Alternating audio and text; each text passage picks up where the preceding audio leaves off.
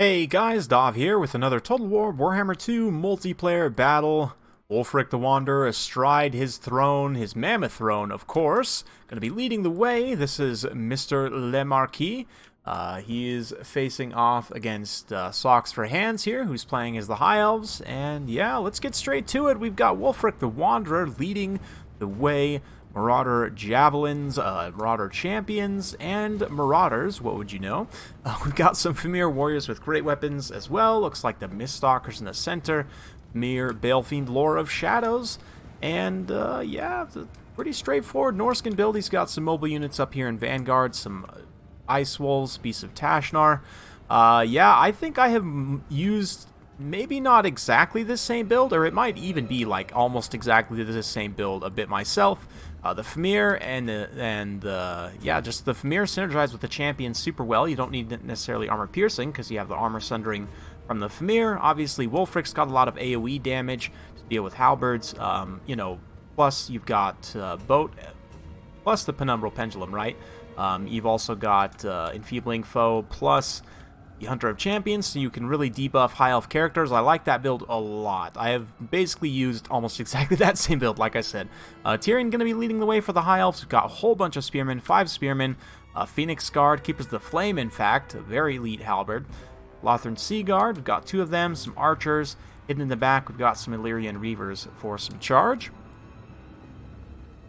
And yeah, the High Elves taking a bit of a defensive position here. For magic, they've got a Lore of Life caster, which is pretty common. High Elves with their low model count, expensive units tend to want to heal them as much as they can. Makes a lot of sense, but yeah, Hounds kind of making their way up into the woods here, getting a little bit hidden. And this infantry fight definitely is going to be interesting. A lot of it depends on the placement of those AoE damage spells. And likewise, that includes Tyrion, of course, with his Sunfang. Obviously, he has his own AoE damage effects that can just devastate these Marauders potentially. So they're going to take some fire on the approach. Obviously, the Champions with their 80 armor will take a bit less damage. But looks like we're going to have a Penumbral Pendulum right off the bat. Just cuts through this line of Spearmen. Does a bunch of damage initially, only about 500 points worth of damage, but this is a bit of a mistake in my opinion, throwing a regrowth this early on just a regular unit of Spearmen. That's a pretty expensive spell on a very cheap unit, not likely to last very long anyway, so I might be a little bit of a questionable decision there, but still, a boat comes through, does a good amount of damage, and here comes a Sunfang. This is going to be beautiful, right on top of the Champions especially. It's a very expensive unit there. Didn't do as much as I thought it might, but still some nice AoE damage there. Keepers of the Flame going to be rushing in. Likewise, Wulfric the Wanderer, he came in. He did a bunch of damage to Tyrion with the Hunter of Champions and other debuffs active. But Tyrion wants to come back for more. He's going to come in, get a few swings. He has heavy armor-piercing weapon damage, obviously. And with that feint and riposte, he still has good enough combat stats to kind of stand around and take this a little bit. But looks like the Illyrian Reavers got pancaked pretty quickly. Another very nice Penumbral Pendulum there. Cuts through the Scions of Mathlon. So quite a few of the elite High Elf infantry going down already. But we'll see. There's a lot of High Elf kind of missile pressure still. Tyrion just got his healing proc there, so he's already taken a bunch of damage, but getting that healing proc is very nice. He's going to be able to come back from route probably right next to the edge of the map. Will he come back? He is right there on the line, or will he just go straight off? He does come back with just a tiny amount of leadership left. That is going to stabilize the balance power somewhat for the High Elves. Still not looking great. These Keepers of the Flame going to be fighting kind of tooth and nail here. They are dragging down the Miststalkers. You can see the concentrated bow fire over here is doing some damage to these Famir Warriors as well. The Spearmen able to kind of hold up a little bit, so things are looking okay for the High Elves. Might be able to bring this one back, but certainly Wulfric is going to be dangerous. Tyrion gets in here, though, and with some spear support, with the Life Mage supporting as well, he can come in and do some consistent hits against Wulfric here. Get some good RNG rolls as well.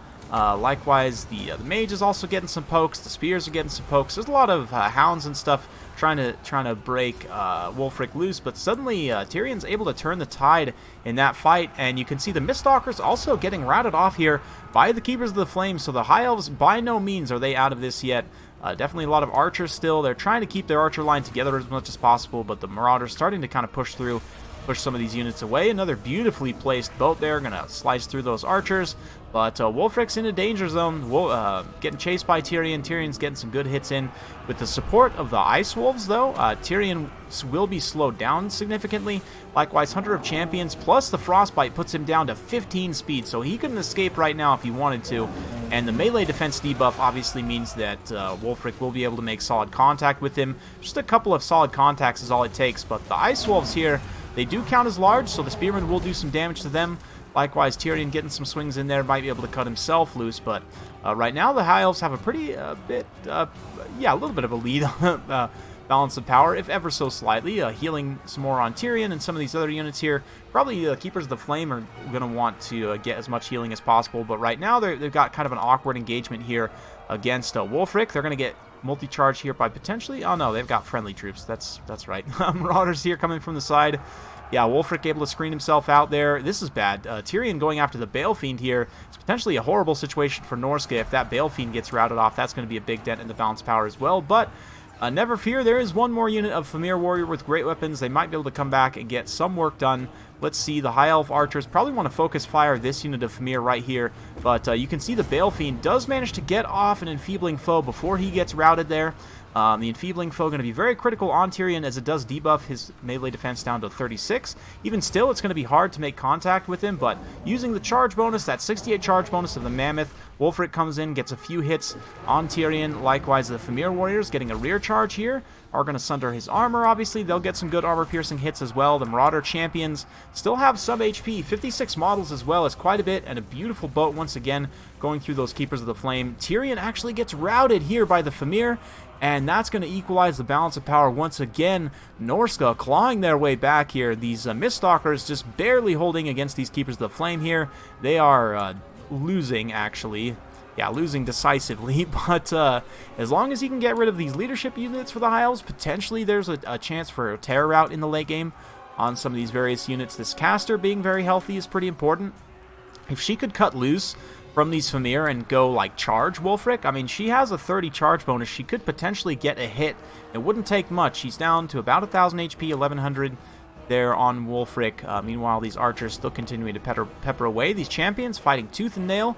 They were relatively healthy a minute ago, but yeah, these Famir come in. They do a bunch of damage to the Life Mage, and that actually pulls the balance of power significantly in Norsca's favor. The Keepers of the Flame, Enfeebling Foe, and Terror on them from the regrouped Balefiend. And Wulfric obviously comboing there, and yeah, with the Keepers gone, that's going to be a pretty decisive blow. A nice back and forth battle, very well played to both players, both of them, you know, kind of having rough situations that they were forced into, able to recover and stay, stay stable, and ultimately, Mr. Le Marquis pulling the win there, but very narrowly so, and excellently played by Sox. This is I would say this is a very strong Norscan build. I mean, like I said at the beginning, I've used this on almost this exact build myself. So yeah, I would say very well played to Sox there. It's potentially a tough matchup for High Elves, I think. Norsca, believe it or not, they can bring some things to the table that really give the High Elves some issues. I say believe it or not. Most people would say that the High Elves are generally a weak faction right now. They probably were one of the weakest factions, at least for the moment. Hopefully they get their DLC with the Greenskins, rumored DLC with the Greenskins, I should say. It's not confirmed yet, but basically confirmed. Hopefully they get that soon. They really could use it, to be honest. But yeah, that's pretty much it for this battle. In terms of the breakdown, yeah, 111 on Wulfric, getting some nice boats there. I kind of expected more kill totals on the Famir Balefiend from the Pendulums, but I guess the kill totals just weren't really that high. 47 kills, a couple XP chevrons from the Great Weapon Famir. They basically won the game. I'm not going to say they won the game. They brought the game back, certainly. Having this Famir Warrior so healthy into that late game was very, very critical in routing Tyrion, getting that good engagement there, helping to rout the Keepers of the Flame as well. And obviously, you don't necessarily want to be fighting Phoenix Guard one-on-one with Famir, but the Famir do magic damage, and the armor sundering means that, like, if you have Famir plus champions, you will win. I mean, obviously, you should win. That's a lot more gold than one unit of Phoenix Guard. But yeah, they just kind of synergize well with other units in your roster, but you don't necessarily want them fighting without support. For Sock's build here, I mean, other than maybe misusing his magic a little bit, I think if he had just used that, waited to use that regrowth and actually used it maybe like on the Keepers of the Flame in the late game, that could have potentially actually saved the game for him. Yeah, it's tough to say, but still a very, very close battle. When the battles are close like that, it can really come down to, well, RNG for one. That's a big one. Um, and number two is just those kind of small, seemingly innocuous errors that end up costing you the game. But legitimately in this game, especially with single entity combat, a lot of single entity combat between Wulfric and Tyrion, that can come down to RNG. It does come down to RNG most of the time, especially if the two units have pretty good parity in terms of stats. Then it basically is almost entirely RNG who wins. But anyway, hopefully you guys enjoyed. If you do like this sort of content, be sure to like, subscribe, hit that bell notification button, so every time I upload a new video, you'll be notified. Thanks again for watching, and we'll see you next time.